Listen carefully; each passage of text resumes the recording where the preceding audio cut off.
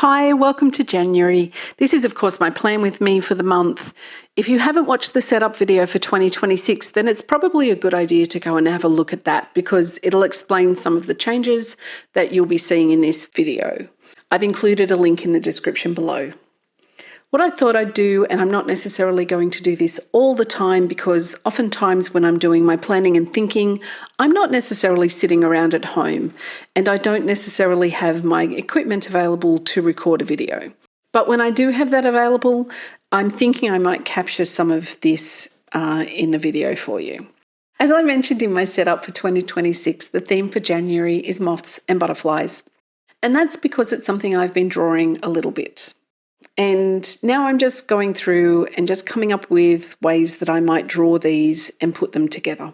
So the idea, as you can see in the top left-hand corner of this page, is that the left-hand side of the title page is going to be all moths, and they're going to be in more of a muted palette, blues, browns, creams.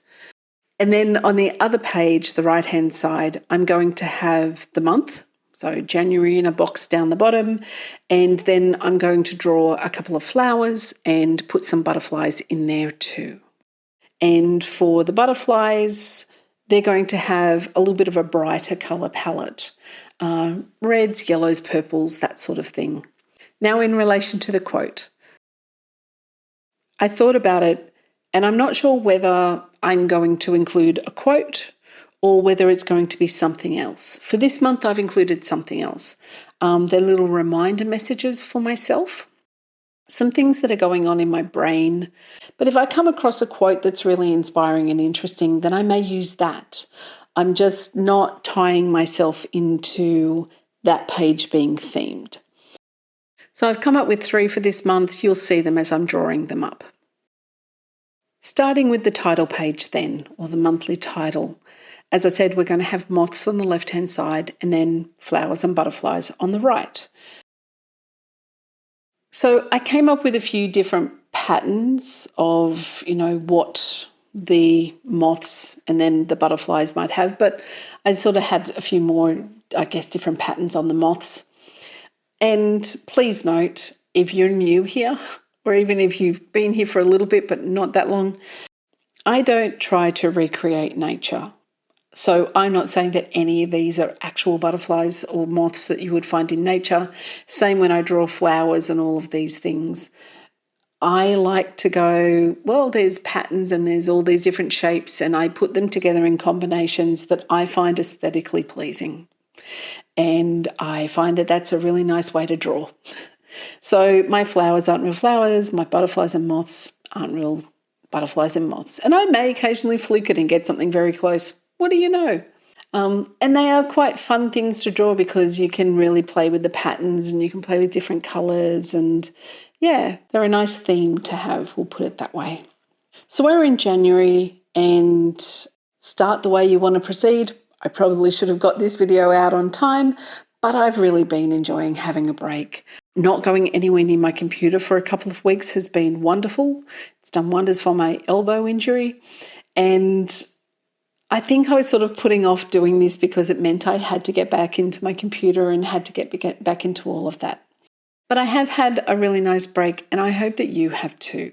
I hope that you got a little bit of a chance for a breather over the December-January period, that you celebrated the things that if you do celebrate, you normally do. We had a very quiet Christmas as we tend to have and we basically do just Derek and I for Christmas, which is lovely, do all the phone calls to family and then just watch movies and eat way too much food. So we did that again. And yeah, I had a really nice break and it was really much needed because next week I sort of, hit the ground running again, but that's life. That's how it happens. Yeah, I'll be catching up with a couple of friends, so it's not all work. I'm also starting to do yoga, which I've been just putting off picking up another physical activity after circus ended, but I really need to get into it. So I've chosen yoga. I'm also going to try Pilates. We'll see how I feel about them. And I do have a client meeting, so let's see how that goes. And then I do have some client work this month. So some projects will be sort of closing off this month, which will be great. I've got a really interesting animation, or explainer video, but animation piece, which I'm very excited about. On another incredibly positive note, very exciting, my Oracle cards have left the printer. So they are hopefully on a boat heading from China to Australia. And sometime in the next 6 weeks or so, they will turn up on my doorstep. So let's see how that goes. But yeah, I'm very excited for that. They look great in the photos, and, I'm just can't wait to get my hands on them and feel them and realize they are a thing that I created that now exists in the world. I will be doing a whole video about basically the creation process, so you can see the insanity that is how long and how many different iterations of this that sort of came into being before I settled on it all and created it. And then I will show you what the cards actually look like as well as part of that. So the moths are drawn and I'm painting them. As I said, they're browns, blues, a bit muted. And then I've got the butterflies over on the right-hand side, which will be in slightly brighter colours. So yeah, I hope that you've all had a chance to have a break, and I know that there really is no difference between the 31st of December and the 1st of January, but the moment that year ticks over, we just hold out so much hope for our new year, and I really do hope that 2026 is going to be a bit kinder and gentler for all of us. I am really holding out hope for that. I really hope that, I don't know, we can rediscover empathy or something, and we can stop some of the horrible things that are occurring that just need to stop and that just don't appear to be going to. I'm not a Pollyanna about it all. I know that it's unlikely that just because it's a new year, things are going to shift, but it'd be really nice if they did. Apart from all of that, summer has arrived in Tasmania, which has been lovely. We've been able to get out and do some walking. Mind you, it did snow in Tasmania at Christmas. Now, it didn't snow where we are, but it snowed. And it snowed in the middle of the state, in the Central Highlands. And we're supposed to be in summer, and it snowed on Christmas. So, yeah. But we have had some lovely warm weather in the last sort of week or so. So we've been out, not really doing much photography, but getting some exercise, getting some sun. It's been lovely. Now, if you haven't listened to the setup video and you're not going to go back to listen to it, I'm really quickly going to explain that the artwork in my bullet journal is now only going to be on the title page and on the quote page or the messages page. All the rest of the pages are going to be really simple, going back to the way that Ryder Carroll does bullet journaling. It's not exactly the same. It's a little bit adapted for my style and how I do things, but it's a lot more simplistic. The goal is to shrink it all down so I can fit a year in a journal and I don't have to do it over multiple journals. I'll show you a little bit at the end of this video. I've basically drawn up a little example as to what that looks like if you have never seen that.